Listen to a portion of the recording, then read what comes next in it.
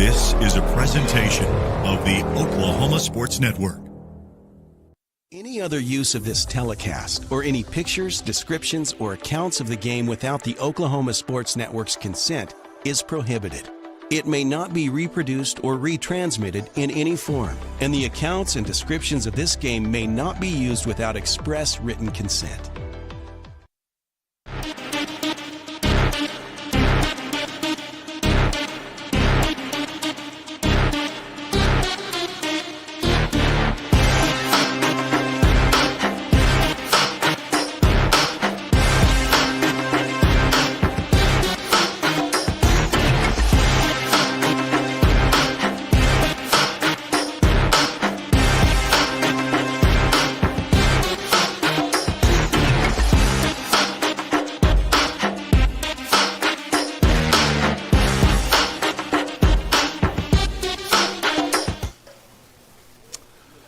Good evening and welcome to the Elgin Owl Coaches Show live from Burrito Mico, as we are every Taco Tuesday during the season.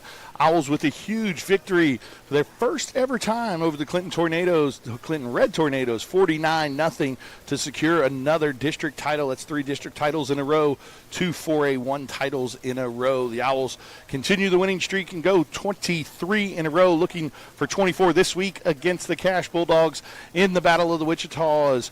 Looking forward to a big one. Senior night there at Elgin and the Nest last time the guys will play on that field. Well, obviously, we'll have a couple more games, hopefully, during the playoffs, but the last regular season game that the senior class will play there at the Nest. This senior class will go down as the most winningest senior class in Elgin Owl football history, so looking forward to trying to keep that winning streak going and make it 24 with a perfect regular season on the line.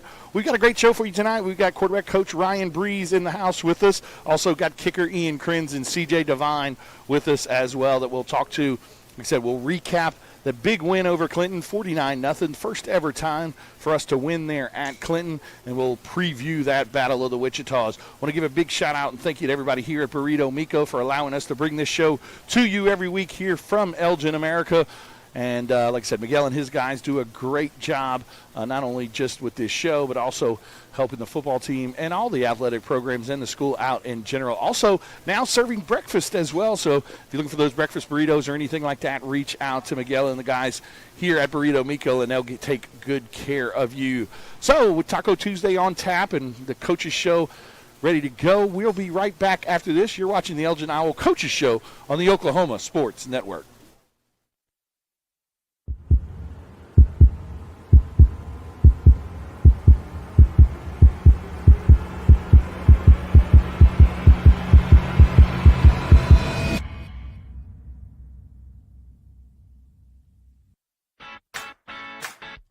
Download our free apps on Apple and Android devices.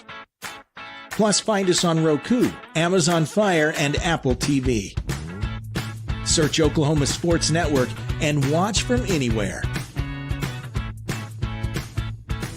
Sidelined by surgery, illness, injury? Valor Physical Therapy can help. At Valor PT, our skilled therapists create a rehabilitation program individualized for you, with education and encouragement each step of the way.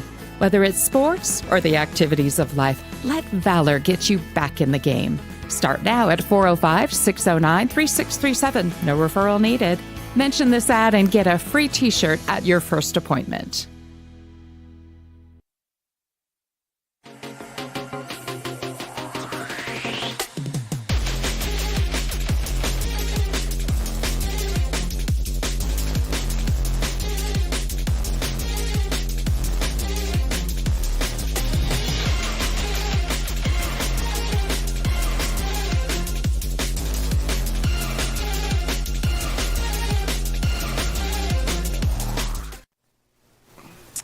And we're back here live from Burrito Mico, as we are every Taco Tuesday here during the season. Hopefully we'll be here another 5 times for you during the season, as we're hoping to get another gold ball back to Elgin, America. Big game by the Owls last week. Obviously 49-0 all over the Clinton Red Tornadoes.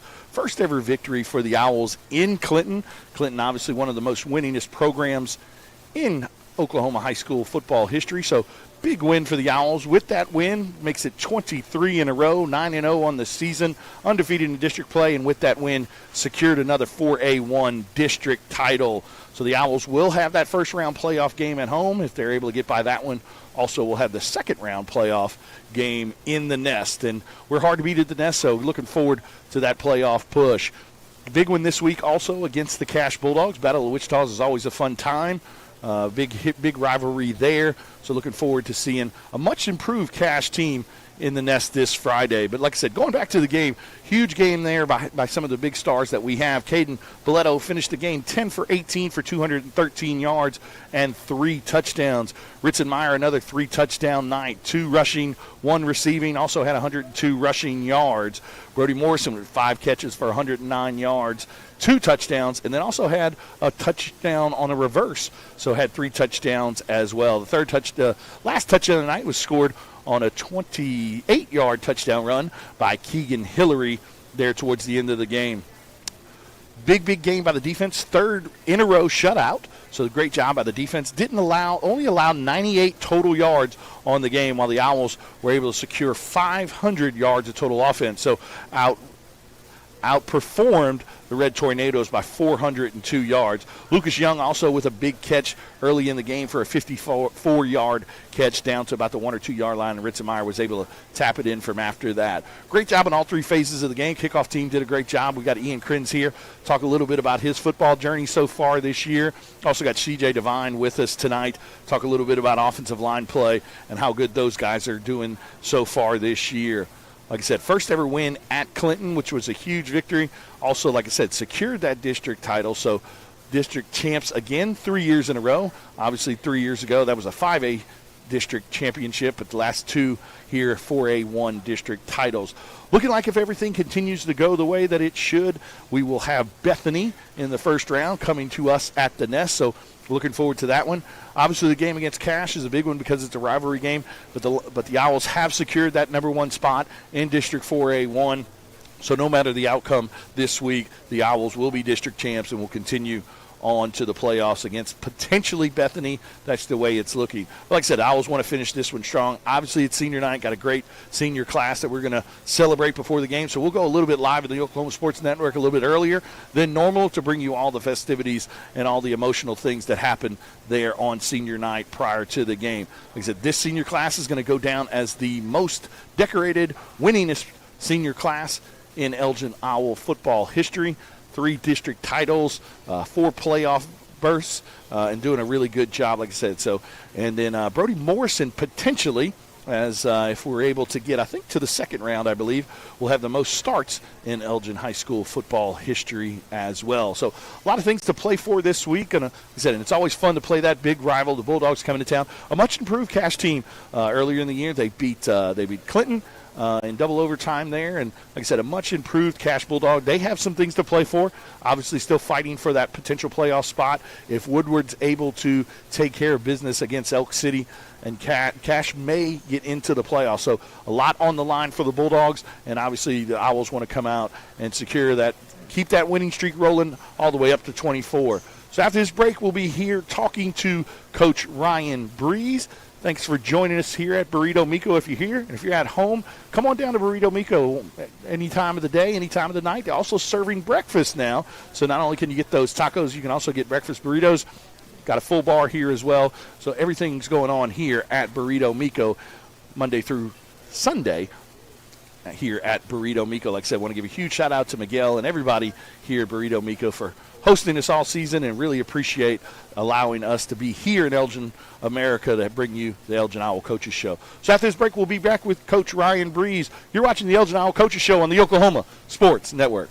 They say the best way to be a good neighbor is to know your neighbors and give a little help when they need it. And when you need a little, you can find help at Ace Hardware in Elgin. Not only do they offer everything from grills to flowers, paint, hardware, and tools, they offer experience to help guide you through the process. And they're happy to take the time to make sure you can do it right. Ace Hardware of Elgin. They're more than just a hardware store. They're your neighbors.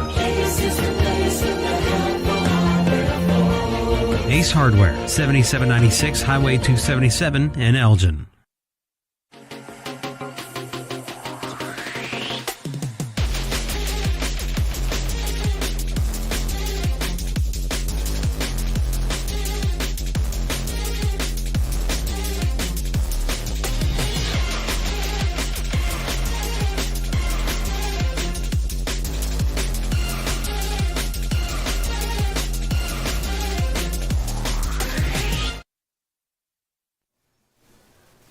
And we're back here at Burrito Miko for the Elgin Owl Coaches Show. Got quarterback coach Ryan Breeze here with me. Coach Breeze, welcome to the show. Thanks for joining us this week. We'll geek out on quarterback play here in a little bit because you and I like to talk about that. But let's first kind of just your first impression from the coaching staff of the big victory over the Clinton Red Tornadoes, 49-0. It's a big deal, and I hope everyone understands just how big it is. Like, the Tornado Bowl is not an easy place to win. Right. They don't. I think they've got more wins than anybody, and they've got a great deal of pride. It's been they've got 17 state titles for a reason. So right. It was a big win for us to get to go there. Obviously, first time Elgin's won in Clinton. Right. And so we're excited about it. It's a big win. Yeah, huge win for the team. Like I said, first ever time to get a win there at the Tornado Bowl. And then at the end of the day, it's 49-0. My understanding, their worst loss in school history is 52-0 is my understanding. We didn't find that out until after the game. Mm-hmm. Dustin Hillary was kind of giving some heck to one of their state senators or whatnot. Let's so we go. found that information out, but we didn't get to find it out until after the game. I want to give a huge shout out to the Hillarys as well. Like I said, this week for the cash game, they're going to be sponsoring and allowing all the federal and military workers to come into the game for free. So they're taking care of the admission for any federal worker and military. You just need to have your federal ID or your military ID to get into the game. So would be remiss without talking about that for those guys. But, yeah, like I said, let's talk a little bit about the defense before we get into players of the game, before we get into quarterback play as well. I mean, 49-0, I mean, holding that team to 0 points, less than 100 yards of total offense, and then at the end of the day, I mean, that's the third shutout in a row. What can you say about the defense? I mean, the third shutout in a row is unbelievable. I mean, 3 district games in a row, hold somebody scoreless. I mean, it's demoralizing enough when they can't move the ball, they can't sustain a drive, but for us to be able to pitch a shutout 3 games in a row, that's unbelievable. Well, and then not only that, I mean, like I said, a lot of times in the second half, too, we're playing a lot of young kids, and those guys are still out there performing and doing well and holding that offense down. With that shutout, the defense is only giving up, I believe, 7.2 points a game. As an offensive guy, I mean, talk about how knowing that your defense can pitch a shutout regularly and things like that, how it kind of helps the play calls out and kind of helps some of those things out. It's huge for us offensively because, we have the freedom to be aggressive. Yeah. I mean, we don't have to huddle up, slow the game down, just try to keep it close. Maybe we get lucky in the fourth quarter. We can be really aggressive. We're able, like last week, we got an empty a ton, and we threw the ball a ton out of empty. Yeah. And one of the things that allows us to do that is how good we are defensively, and we get to open up the playbook and we get to be aggressive and take our shots down the field and run our trick plays because they're not going to move the football. Most of the time they don't even flip the field. I think Friday night Clinton only crossed the 50 twice. Right. So I mean it's huge for us, and it's just demoralizing for our opponents not to be able to move the football. And when the defense takes the field, we don't have a whole lot of time offensively because it's going to be a 3-and-out. We're going to get the ball back. You know what I mean? Like real quick. Let's talk a little bit about Caden. Caden 10 for 18, 213 yards, 3 touchdowns. That gives him 19 touchdowns on the year, only 1 interception, and completing, I believe, 73% of his passes, if I remember correctly. Talk about, like I said, not only just how he's played this game, but as a quarterback coach, an old quarterback, talk about what you see from him and the progress he's made from week 0 to now. It's huge, I mean, he's got a great arm. I love how the ball just jumps out of his hand. And he's completing 70% of his passes, and the bulk of those we're pushing the ball down the field. Right. It's not dink and dunk, throw this quick screen, throw this or that. I mean, he made some throws, like he had a go ball to Brody where, he let it fly. He drove the ball, hit it in the cover 2 hole. And what I liked the most about it was we were able to put in some new things. We were able to do some new things to attack the coverage we were going to see at Clinton. Right. And it was awesome to see it happen Friday night, us go out and execute. And that's because, Caden had a great week of prep. Had a great week of practice, and then to go out and execute it on Friday night, it was awesome to see. Talk a little bit about Ritson. I mean, obviously we would kind of spread it out a little bit this week and put him at a slot receiver. Talk about his versatility and how that allows the offense to do so many different things.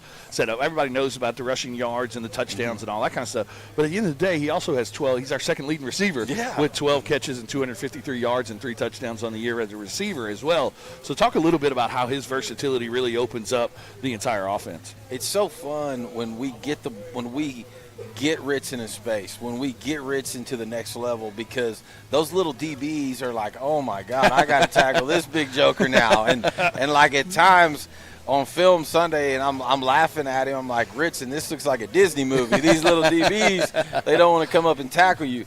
So it's huge for us. And the fact he's so dynamic, I mean, like he's a naturally gifted athlete, and we can, flex him out. We can, throw the ball to him down the field. Heck, he's our best returner. Like he's just a natural fielding punts, fielding kickoffs, and it's huge for us because one, we can do so much with him. We can move him around, and when we get the ball to him in space, good things are going to happen. And he's just a natural catcher of the ball. Like I said, I mean, he doesn't play receiver often and things like that, and then you throw him a wrong shoulder ball, and he's able to adjust. Yeah, he just does it naturally. The reception 2 weeks ago, that it was not a natural move. I mean, he caught the ball over the wrong shoulder and never broke stride. It's just like you can't teach that. What he did can't be taught. He just went and did it, and it's almost like cheating when we can, get him the ball. Like we hit him on the flare the other night, and when he caught the flare, as soon as he crossed the LOS, it's over. It's a touchdown, And so it's a lot of fun, and it makes us very dynamic. You know what I mean? Because typically we're going to line him up in the backfield and hand it off to him, but we can move him around, and he's a naturally gifted athlete. Going back to Caden a little, like I said, I mean, everybody kind of sees the numbers, and he's done a great job all year. But what is something, obviously, if we're going to get to where we want to get week 14 and hold up that goal ball again, what does he have to improve on in your thought process there? Just keep getting the ball where we want the ball to go, you know what I mean? And I'd like to see him take what's there. He's so talented. A lot of times he will sit and wait on and try to make an elite throw, which he can make.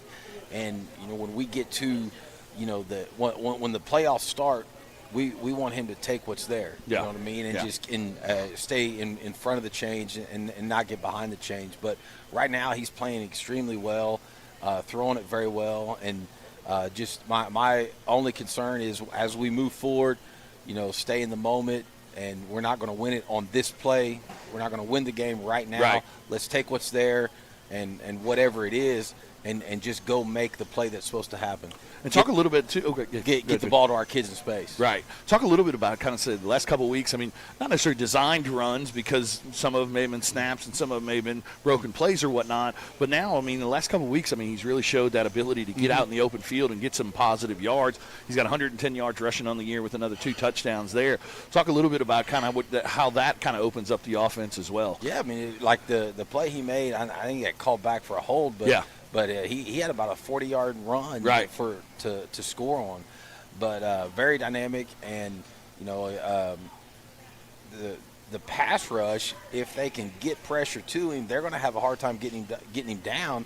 And then he does a good job keeping his eyes downfield. So when he does flush, he's trying to make a play to one of our receivers, and it's bad enough that DB's got to cover. And then when we break off, once he flushes, it turns into backyard football, and they're breaking the grass, and he can get the ball to him. So, I mean, it makes it tough to stop. You know what I mean? Like the 4th down throw at Newcastle, it's 4th and 21, and they bring pressure. He flushes left, buys time, throws off his back foot, hits Case in his stride. That was an elite play. I mean, and then not only that, I mean, that one he had to put some air under it to let Kaysen kind of run under it too. So, I mean, he's also shown, he's shown the ability to throw those deep comebacks and those deep dig routes, which is hard for a high school kid.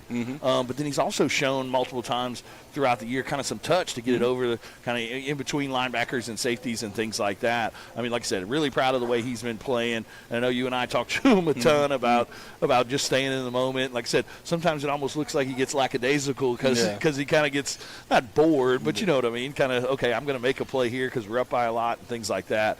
So like I said, really proud of the way he's done. And I mean, congratulations to you, obviously coaching him up throughout the year. as well. Let's talk a little bit about some of the offense, some of the players of the game. Offensively, we had Brody. Brody Morrison had, like I said, 5 catches for 109 yards, 2 touchdowns, and then also had 26 yards rushing with another touchdown. Talk about the athlete that he is. Not only, I know we're talking about him on this perspective of being the offensive player of the game, but also what he means to the team as a whole. I mean, as that senior leader back there on the back end, 4-year starter at safety, I mean, it's hard to replace and things like that. Very, very dynamic. And what people don't realize when you first watch him, like when you turn on film, he doesn't look fast. But then he runs away from everybody. But he runs away from everybody. Yeah. And like, I mean, he's a 4.4 kid. He's ran a 4.4 40 for us on his laser. Got great speed and, very soft hands. I love it. He's doing a great job. We've hit him on a ton of digs. The other night we hit him on a dig. And, he put a kid in a blender right there by the 5 and went and scored. And then we gave it to him on a reverse, and they got penetration and just play side. And he just planted reverse field, went right back to where he came from for, a 25-yard touchdown run. It was a really nice play. And another deal, something you can't coach. Right. And then in the back end, he's our free safety. He's the last line of defense. Great tackler. He's had a lot of touchdown-saving tackles. And he also has the ability to run the alley and make tackles around the line of scrimmage, which is huge. But, and I mean, it just shows how dynamic he is. Like I said, last week I believe he was the defensive player of the game for you guys against Douglas there. Like I said, made a ton of tackles behind the line of scrimmage from his free safety spot. So, like I said, one of those senior night coming up and things like that. So awesome kid too. Yeah, great kid, awesome great family. Kid, yeah. All the state schools out there, if you're watching, I mean, come on down to Elgin and get this kid an offer because you're going to find a great football player, whether it's offense or defense. I mean, no doubt. Potentially, he can play either side. Yeah, he can play either side. Wherever that head coach is, if that head coach is a defensive guy. Right. They're going to want Brody to play in their back end. Right. If he's an offensive guy, he needs to be playing receiver for him. Talking defense now, defensive player of the game named by the coaches, Kason Meyer. Talk about kind of how he's really come into his own and being that quarterback of the defense. Said had big shoes to fill, obviously, at the beginning of the year, and has done an absolutely great job filling those shoes. It was really fun Friday night because Kason played extremely well, and he knew he played well. And he was still a Meyer. He was calling for that. He was calling for that defensive player of the game before we left the field Friday. But versus Clinton, they're in the eye. They're going to try to run it right at us. And he did a great job. I think he had 9 tackles. Gets us lined up. Very physical. He had a couple big-time hits right at the line of scrimmage, blowing up the fullback and then blowing up the running back on ISO. Played a great game. Awesome kid, very intelligent, has a high football IQ, very attentive in meetings. Like every film session, he's sitting at the front and he's going to ask questions. And, something you love as a coach. Right. And he's really playing well. Does basically the quarterback of our defense. Yeah. Special teams, Brody Donnelly. Talk a little bit about Brody. Brody had, I think, 4 tackles on kickoff alone. Wow. So helps when you kick off a lot. Yeah, you score a lot of points. I mean, when Ian gets 8 chances, so Brody had 4 tackles on the 8 kickoffs on the night. So we're really excited about him. Yeah. Talk a little bit about, too, kind of like I said, he's starting to come into his own a little bit and kind of allowing, him and Jake Deal do a good job of allowing Ritson some time to rest on the defensive side of the ball. Ritson hasn't had to play as much defense because those two guys are kind of coming into their own. So talk about the importance of that. Brody is a really good athlete. Yeah. He's a whole lot better athlete than you think. And when you see him out there on the field, he's got great hands. He's also playing tight end for us. He's a very good athlete. Does great when he catches the football, and he has the ability to make you miss. He's a Donnelly, so he's very physical. He's going to tackle well. He does a good job with that. And like you talked about with him and Deal, we need that, especially moving forward, because that allows us to rest Ritson some, and Ritson will be fresh for the third and the fourth quarter because we're going to give the ball to 34, and that's going to happen. Right. And we need that. Sharpen your axe, Big T. Had an injury in the opening drive. Didn't say a word to nobody. Played the whole game. Yeah. And is going to play again Friday. And it was just, Coach Wyatt had talked about on Thursday how we've got to be tough. It's late in the year. Everybody's beat up. Right. It's football. You're going to have some bumps and bruises. And Big T gets hurt the first quarter. Does not say a word to nobody. still has, I think, 4 tackles from the nose guard spot. And, with Clinton being in the eye, that he's the point of attack. Right. They're going to run the toss, and the minute we stop the toss, they're going to turn and run the fullback belly, and it's important for him to not get blown off the ball, reestablish line of scrimmage. We needed him to have a big game, and he did. So that's why we gave him the sharpen the axe, because of the toughness that he showed and how well he played. Talk a little bit about that as an old offensive play caller or whatnot. When you have such a force in the middle there on first and second down, I mean, how difficult that makes it for the offense. Like I said, his job isn't necessarily to make the tackles, but it's to kind of hold up that center and guard or center and guards, and so allows the Ritzens and Casons and whatnot to kind of run free. If we don't have a good nose guard, Cason doesn't have 8 tackles. Right. You know what I mean? Right.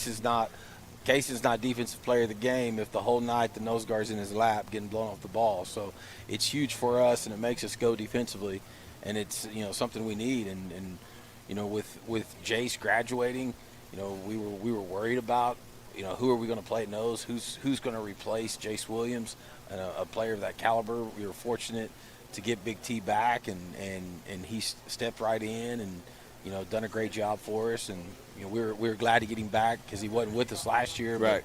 But we're excited for what he's done, and it's helped us. It's kept Hudson from having to play every down, and it's going to be huge it is huge for us now. It's going to be bigger down the road too.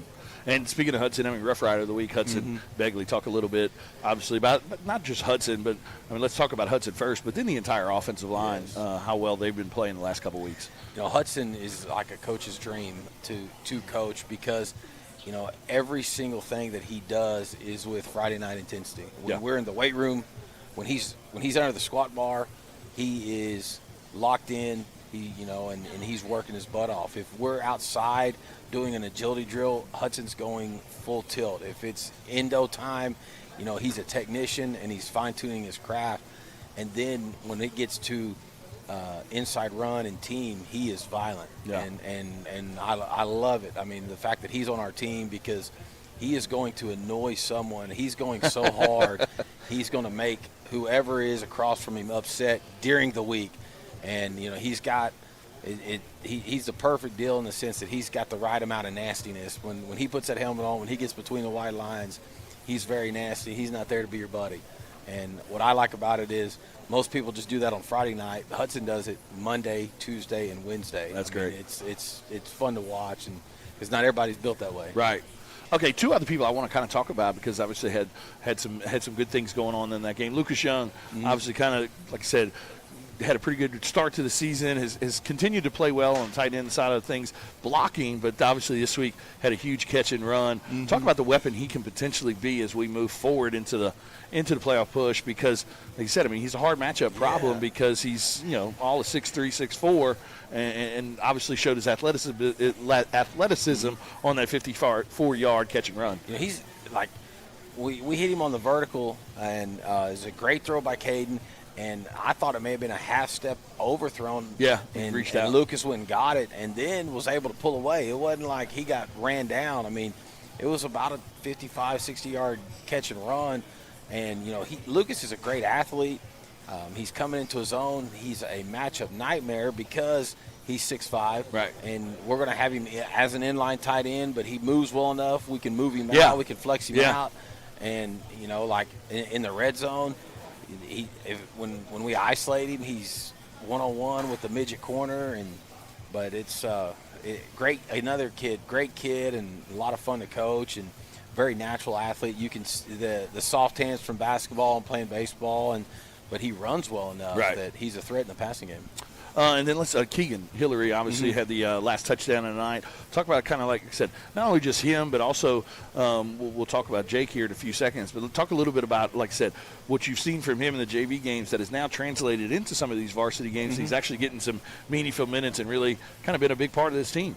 Yeah, it's been huge for us. You know what I mean? Like when he had a great game versus Newcastle when Corday went down. He comes in, plays corner, and gets the pick late when they're driving. That was a huge pick late in the game.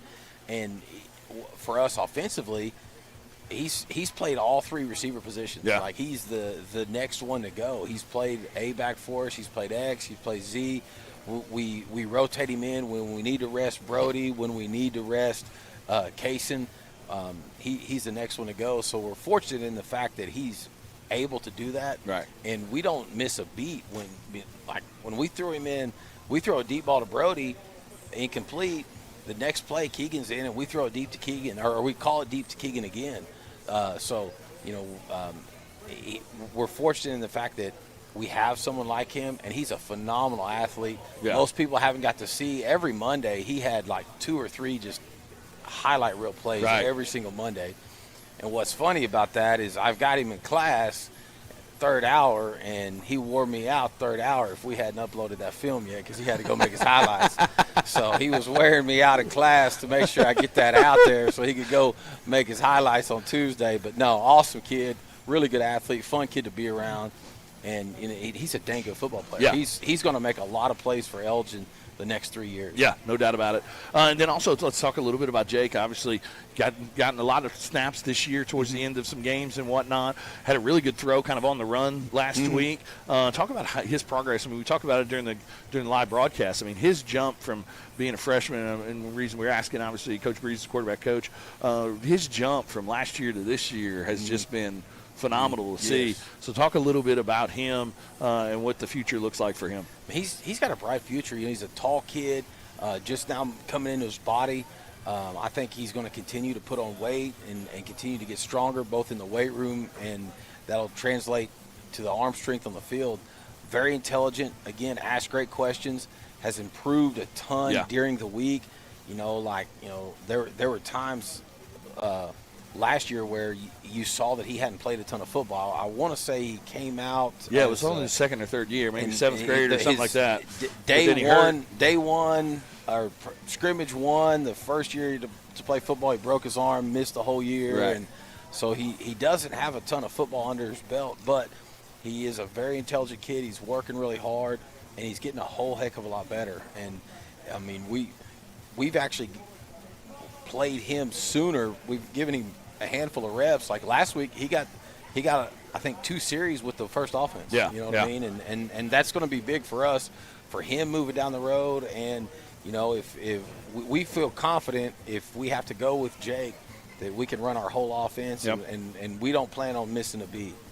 500 yards of total offense. Obviously, the offense did a great job. 14 Owls now have scored touchdowns throughout the year. I mean, that's a pretty good number. How many that is. And we talk about it all the time. I mean, everybody knows about speaking of senior night this week, and all that kind of stuff. Everybody knows about all the seniors and the Brodies and the Ritsons and things like that. But I mean, Caden's a junior. I mean, Kaysen's a junior. I mean, you've got a lot of. Tucker News a junior. I mean, Keegan sophomore, Corday and Joey only juniors. I mean, the cupboard is not bare after this group. Obviously, this is the senior class means a ton, and they'll go down as the winningest senior class in Elgin high school football history. But like I said, the cupboard is not bare at all by any stretch of the imagination. I believe we just finished our 3rd straight undefeated JV season. Right. So, I mean when you have an elite level program, it doesn't graduate, it reloads. Yeah. You know what I mean? And so like you said, the cupboard's not bare. There are a lot of kids in that locker room right now that would have started for every other team on our schedule. No doubt. I mean, up to this point. Yeah, I mean, you look at somebody like Tiny and things. I mean, Tiny would be a starting running back for pretty much anybody else on our schedule. No doubt. And like I said, I mean, Corday and Joey, I mean, they do start, but I mean, they would be the number one pretty much anywhere else outside of Brody and things like that. So yeah, Joey. People don't realize Joey's a dynamic athlete. He's got great feet. Yeah. But I mean, there's other really good players on that offense. You know right. what I mean? And a lot of years, he would be the number one receiver. Yeah, no doubt. All right, so let's kind of wrap up the Clinton game. I mean, like I said, overall kind of thoughts, just things. Obviously, 49-0. Probably to date, to me, probably our best overall game, top to bottom. No so talk a little bit, like I said, about that, and where you think we need to improve moving forward. Like for us, putting 42 up in the first half, offensively was huge. Defensively, throwing the shutout was huge. It was nice. We never punted. We didn't have to punt. That was a big deal. Going on the road and winning at the Tornado Bowl, that's for their really homecoming big deal. too. For their homecoming, mind you, for their homecoming. Moving forward, I think we need to eliminate the penalties. We've probably had a few too many penalties we were able to overcome. I think we had 3 touchdowns called back Friday night. We were able to overcome them and go ahead and score, but as we get into the playoffs, those are going to have to stop. Yeah. We're going to have to eliminate those. Continue forcing people to get in the third and long and forcing quarterbacks to beat us like we've done, and control the line of scrimmage. As it gets colder, we need to control the line of scrimmage and both sides of the ball. Stop the run defensively, which we've done a great job of this year, and then for us, run the football, and then let Caden take what's there and then get the ball to our athletes in space. I think good things will happen. Yeah, no doubt about it. So, hey, we're going to take a quick commercial break after this. When we get back, we'll talk all Battle of the Wichitas with Coach Ryan Breeze. You're watching the Elgin Owl Coaches Show on the Oklahoma Sports Network. Celebrating 10 years. We are the Oklahoma Sports Network.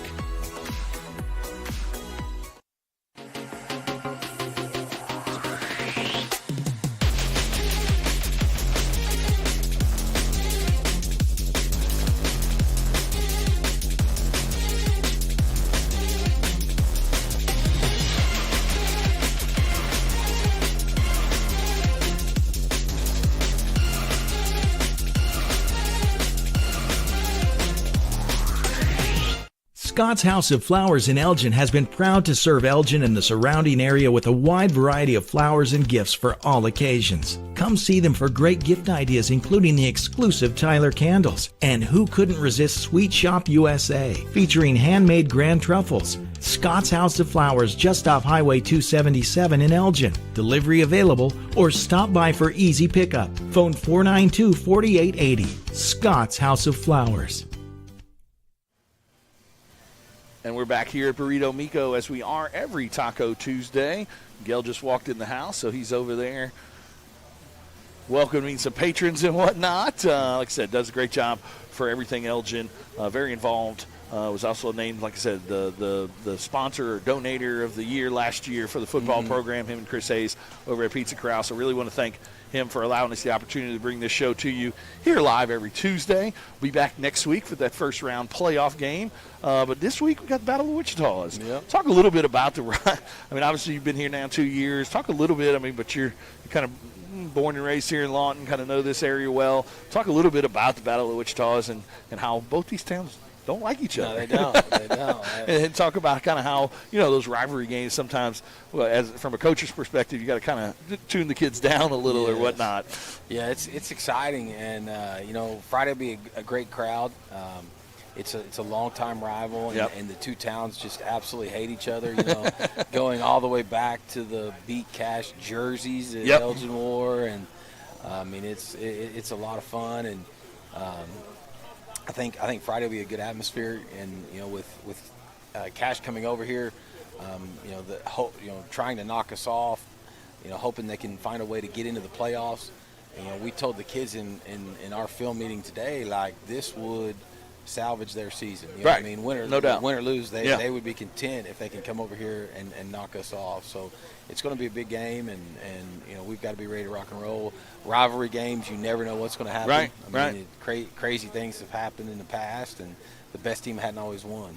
Talk a little bit about that, because obviously, like I said, took care of business last week. Now we're district champs. This game really means nothing to us outside of being a rivalry game. I mean, there is a trophy on the line or whatnot, the Battle of Wichita Trophy. So talk a little bit, like I said, to the motivating factor. Is it something that you have to go out there and motivate, or the kids, hey, it's Cash, so we don't really care? Because I remember Matt Lund a couple of years ago, kind of making the statement, his most favorite time was beating Cash twice in a row, and it was before the game even started. So talk a little bit kind of about some of that motivating factors and things. We've got the Battle of the Wichita's trophy. We want that's a traveling trophy that we don't want to travel. We want to keep it right there in the field house. Everybody that comes in can see it. And then it's a rivalry game. You're going to see these kids every time you go to the mall. Every time, when you go into Lawton and you're around, that people are going to talk to you about this game. I tell the kids, like, for the rest of their life, when they find out they played at Elgin, they're going to ask, hey, did you beat Cash? How'd y'all do versus Cash? And so it's a big deal for that. And the other deal, it's a big deal, is we want to be 10-0. Right. I mean, we 24 in a row. We want to stay perfect. Win 24 in a row. Again, that's huge, and we don't want to have that blemish on the record. And we're rolling into playoffs the following week, and this game doesn't affect our playoff seeding. However, it's a big deal. We're keeping score, and we want to be 10-0.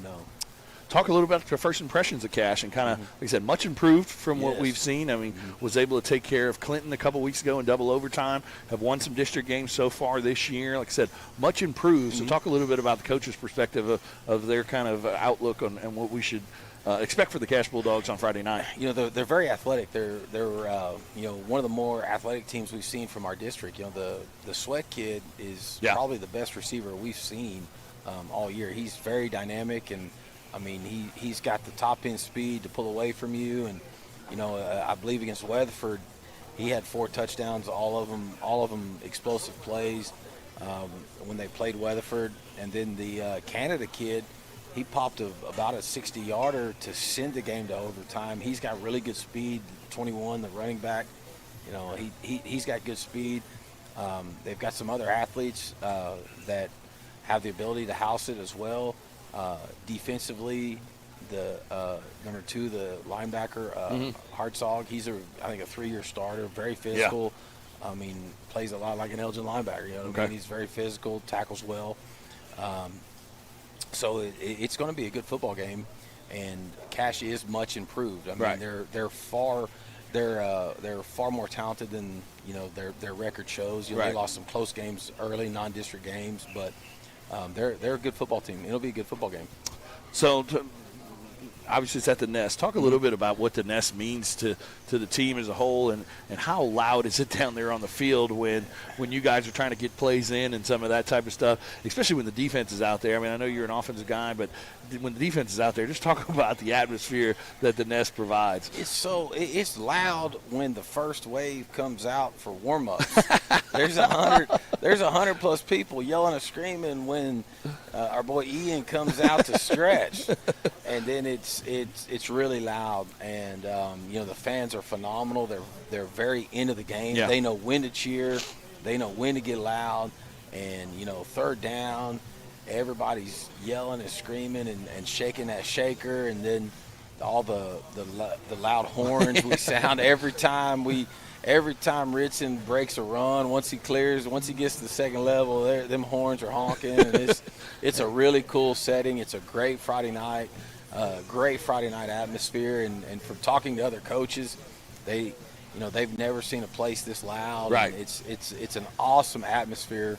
And I think with Friday, with the Hillarys providing, all of the federal workers and the military, active duty free tickets, I mean, we're 10-0. We're going to have a good crowd.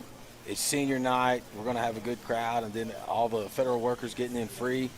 There's no telling how many people will have that Friday night. So talk a little bit, like I said, it is senior night. So talk a little, obviously you've been here the last couple of years. Talk a little bit about this senior class and what these guys have meant to the program. Like, obviously that last senior class, I mean, first ones to win a state title at the end of the day. There's a lot of kids on this team, obviously, that played a huge part in that. And then they're going to go down as the all-time winningest program. And then Brody Morrison has the opportunity, I believe, week 1, week 2, 3 of the playoffs potentially to have the most starts under his belt as an Elgin Owl as well. Cool So, now Hudson's on his tails for next year. We can go pretty far, too, because Hudson got that start when he was a freshman, has played all those games as well. Yeah. But talk a little bit about, like I said, what senior night means and this senior class means to you guys as coaches. Friday night is an opportunity for us to honor those guys, to honor them. They were, like we talked about, the part to bring the trophy back, to win the first state title, and those guys were huge factors in it. And it's a big deal for them. It's a big deal for their family. We'd like to send them out on top, let them celebrate senior night, take all the pictures post-game after the victory. And like we said, those guys are all great kids. They're all going to move on and become great men, be positive members of society, help the community, be great fathers. Really, really good human beings and good football players on top of that. Awesome. We were missed also not to mention congratulations to the first and second grade team for winning the Super Bowl, taking care of business against Blanchard with another shutout. I don't know if the starters of that first and second grade team allowed a touchdown all year. Didn't give up a touchdown all year. Yeah, so congratulations to the first and second grade team, all the coaches, Cody Rowell, Tink, Mike Myers, and I know I'm missing some other coaches, but really, really great job by those guys, Ditson Meyer, Riot, and those guys. Congratulations to them, taking care of business at Tuttle against Blanchard for the first and second grade Super Bowl. I saw Michael sent us a video of Ritson in his Yes, helmet yes. in youth football The train. saying, don't be standing on the tracks when the train's coming through. And then he got the same quote from Jensen. Oh, that was really cool. He sent that to us Saturday after the game. That was a really cool deal. Yeah, Booty sent that to me as well. And Alex said, I mean, and the similarities of the way that those two looked at that age is hilarious as well. Well, Coach, congratulations, obviously, on the season so far. A lot of work left to still be done. It's amazing that we're headed into Week 10 right now, but looking forward to a big one. Obviously, like I said, obviously senior night, a lot of times they'll say, oh, this is the last time the seniors will play on this field. We've got some home games, hopefully two coming up as well. But congratulations to you guys, and we hope you guys can keep the win streak going. Awesome. I hope we get to have 5 more of these. There you go. I'm looking forward to that. So we'll be back right after this with CJ Devine and Ian Cringe. You're watching the Elgin Owls Coaches Show on the Oklahoma Sports Network. Celebrating 10 years. We are the Oklahoma Sports Network. Hey guys, I'm Will, the CEO of Foxhole, the military B&B platform, and we're honored to partner with OSN to support Oklahoma high school sports. Hi, I'm Spencer Colossus, the founder of Foxhole. We built this platform specifically for you, the military community, designed to reimburse official travel and support all your personal travel needs. And hey guys, if there's one thing I can give you for my time, it would be this to the players and coaches. To give anything less than your best is to sacrifice the gift.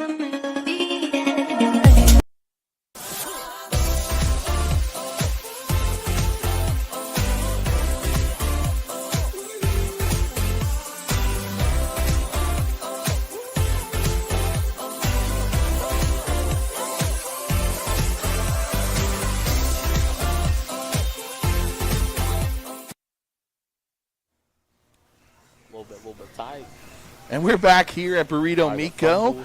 I'm joined by CJ Devine and Ian Crinz here, seniors. Senior night coming up for you guys, obviously. CJ, let's start with you. Talk a little bit about what your career here at Elgin has meant to you and everything that you're kind of, like I said, senior night's always kind of an emotional night, but obviously you guys have some other home games hopefully ahead of you, but at the end of the day, it's still senior night. So talk about what it means to be an Elgin Owl and be in the last regular season game there at the Nest. It also means like a lot to me because like I've been here for like since middle school, and I'm just glad like I'm here now. Even after all the injuries I went through, I'm happy I can play with this support this great team. We're 9-0 right now, about to go 10-0. Have to hopefully make it all the way to state again, and like I said, it just means a lot to me knowing that like I'm here right now, making this team far and stuff. Good. Ian, let's talk to you a little bit, Ian. So, I mean, we've talked about you all on a bunch of these coaches shows and whatnot. I mean, 12 touchbacks on the year, got the long field goal underneath your belt, pretty consistent as far as extra points and things like that. Obviously, you kind of came into football a little bit late at the end of at the beginning of the season. Talk about what this experience has been like. I mean, coming into your senior year, had no idea you were going to play football, and now here you are, 9-0, and what a key component to the team. I mean, it's been great being a part of a winning team and being a part of a good family, a consistent team, hard working every day at practice. I'm just glad I get to experience it. I mean, I've been here since sophomore year and seen the success that they have. I just want to be a part of that. So, I mean, I'm grateful that Coach White and the team believes in me. And I'm just grateful I get to be a part of it. Good deal. So, Ian, let's talk a little bit. So, you're new to football. What is like the thing that you found the most interesting so far, being a part of the football team, like something that you didn't realize or whatnot until you started playing on Friday nights? I didn't know what holding was. I remember we got like 2 or 3 flags for that, and at halftime I had to go look it up on my phone. Other than that, I mean, I didn't know after extra point you're going to kick a kickoff. Okay. I didn't know that. My senior year in college, we had a foreign exchange student, Utah Fukuda. He was a foreign exchange student from Japan and was a soccer player and came out and kind of the same thing. During the games, he would come and ask me all kinds of questions. I'm like, hey, let's do this at halftime or after the game, and we'll tell you everything that you need to know.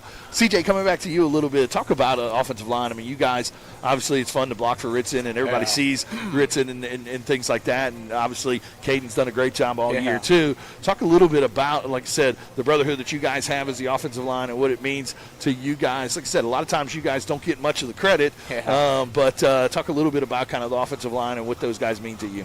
Honestly, like I said, I love all my guys. I love Jackson, love Cameron, love Brody Blue, Hudson. Every Thursday before a game, we'll go eat out together with each other, so, as a bond. Like, even with the tight ends, love Lucas, love Tucker, love Jake Deal. But like I said, I love them. I'm going to miss half of them when I have to graduate this early or graduate. And I know they're going to keep doing good after this season. And like I said, they're the best things, really. Love them all. We all help each other out and stuff. I love Hudson a lot because, he's my left tackle. Right. And, me and him, we bond quite a bit now. Last year, we probably didn't talk a lot that much, but this year, see him as, a really good friend and stuff. We always talk during the game. Always, be like, yeah, good pancake, or he'd be like, yeah, CJ. They're always happy. Or even if I see Jackson go drive somebody 15 yards down the field to pancake, I'm like, yeah, Jackson, yeah, that's all I see, and stuff. But yeah, I love them all. I love all those guys. Love Coach Castro, mostly out of all of them, because he helped me a lot through being where I'm at today. Keep playing this sport, keep pushing through all the injuries and stuff, and yeah. Ian, so what's more favorite for you? Obviously, kicking extra points or field goals, or the actual kickoffs? I enjoy kickoffs because just watching my team fly down there and hit somebody is good. And then you've had a couple tackles here and there during the season. Yeah, I've had a couple, but that's because I didn't hit a touchback. But that's okay. They're gonna see a lot of that at Cavs. There you go. All right, so CJ, we've had you on the show before, but for those that maybe didn't catch it the first time, what are your plans for next year? Like I said, go to college.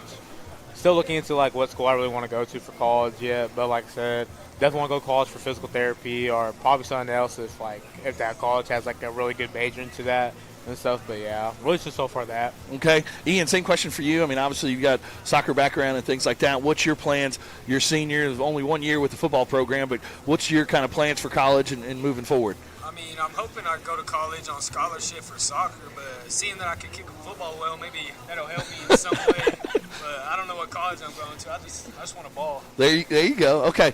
All right, so I ask this every week. So we're going to start with you, CJ. And I think math was it math last time? No, it was world cultures. Okay, so is that still your favorite subject, or we're 8 weeks later, or has that changed? No, it's still world cultures because, Mr. Billy Freeman, he's a really great teacher, real funny dude. He always talks about football because he also does field goal or end zone film as well. Yeah. So he always be talking about football and stuff, asking me questions like, CJ, how you ready for this game? I'm like, yeah. So I'll say Mr. Freeman's a really chill dude, loves class. We just got done building piñatas last week. I think I talked about that the first time I came, how we were just starting and we just got done. So it was really cool. I like his class a lot. Ian, same question for you. Subject in school. What's your favorite subject? My favorite subject is our ag class. Okay. Because I get to ag blue collar and stuff. Okay. So I enjoy that. We got to cut calf fry today, and then last week we were working with wires. So I just like the hands-on stuff. Okay, sounds great. All right, then the last question. I'm going to steal this one from Billy Palmer. I'm not sure if you guys have seen it the last couple of weeks. Do y'all have sisters? Yeah. Okay. So, who on the team would you not let date your sister? For me, I think I gotta go Zayden Roberts. Zayden, okay. That's scary for me because Zayden babysits my girls sometimes, man. I'm gonna have to talk to Zayden about that one. Ian, same question for you. Who would you not let date your sister? Corday Ritchie. Corday Ritchie. Okay, I got you. Well, guys, congratulations. Looking forward to senior night. I know you guys, that's a big thing for you guys, and we'll bring all that to you live. We'll go a little bit early and bring all that action for you live. Obviously, have you thought about kind of that senior walk after? I mean, the boys of fall or whatnot. And Ian, I'm not sure if you've caught that one before or not. What's your thoughts on that? And are you looking forward to that, or are you kind of nervous about it? Honestly, I'm not thinking I'm going to be nervous about it, but I'm going to be emotional. There you go. It's because he tells you man, this is truly almost over. Yeah. And it's only 4 games left, but yeah, I think I'll be ready for it when it happens. So, but I know it's going to be like a long walk though, because I don't know how many seniors were graduating, but I know there's a lot of band kids, football kids, and outlets. So it'll be a long way. There you go. Well, guys, congratulations on the 9-0 start. Looking forward to hopefully taking care of business against Cache. Battle of the Wichitas is always a fun one. Like I said, keep that win streak going, and let's move it up to 24, okay? Yeah. All right, congratulations, guys. Hey, we'll be right back after this break. You're watching the Elgin Owl Coaches Show on the Oklahoma Sports Network.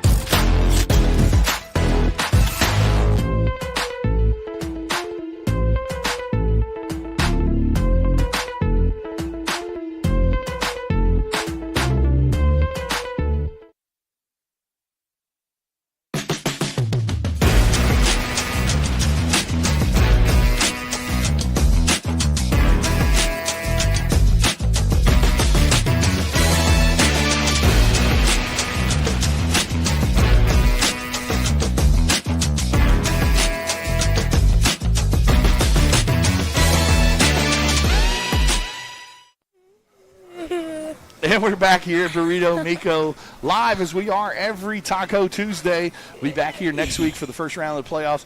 But before then, got a huge game. Battle of the Wichitas against the Cache Bulldogs. Kickoff is set for 7 o'clock, but we will probably go live a little bit early this week to bring you all the festivities related to senior night. So for Chris Balvance, I'm Vincent Saylor. Thank you for watching, and as always, go Elgin! Go Owls! I didn't say that. Well, at least.